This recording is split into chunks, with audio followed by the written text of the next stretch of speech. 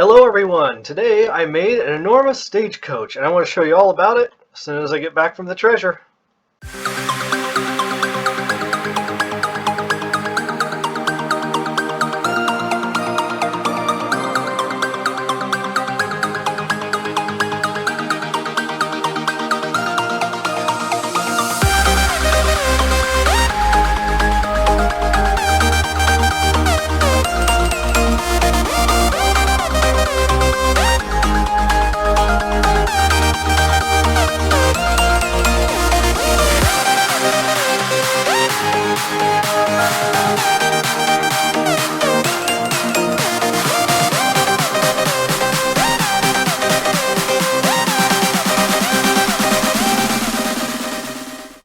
Now for the fun part. This thing is made mostly of wood. My challenge here was to make something out of wood. That's kind of a big fat duh, isn't it? I hadn't made much out of wood as far as like a vehicle, so I wanted to do that. And this is what I come up with. Let's see. Let's show you all the goodies. There we go. So you can see I've got boat motor. I've got jets. I don't have any thrusters. No thrusters at all on this one. But the wheels are made out of wood.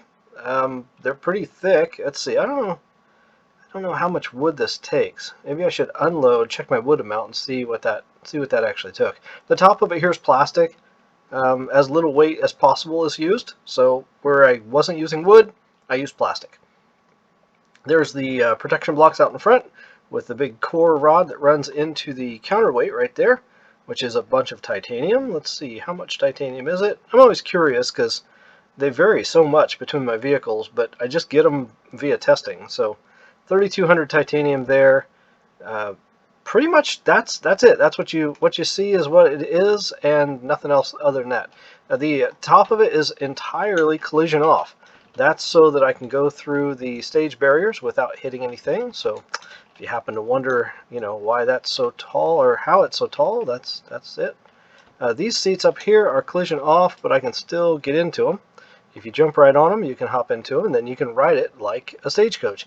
I've only had one person do this so far, but I've only had this for a couple of days, so it's not exactly a matured build that has weathered the test of time. In fact, I've probably still got some stuff I should be doing to it. So this right here is my anti-flip mechanism. This is the only block up high that's got collision on. So you can see right there, and even the rod that holds it up is collision off. One block, and it's got to be off center. That helps to make sure you always flip back over again. And it needs to be above the level of the wheels. This one's probably a little close, but because the counterweight is, at least below the level of the wheels, I think it works okay. Honestly, I don't know that I've ever actually been upside down. And you saw how it took the lighthouse stage there. It just really bounces over things. Don't know if I've ever died in this thing yet. And of course, I've only had it for a few days, but I would go so far as to say I've never died in it yet. So I'm glad that my little run right there wasn't one of them.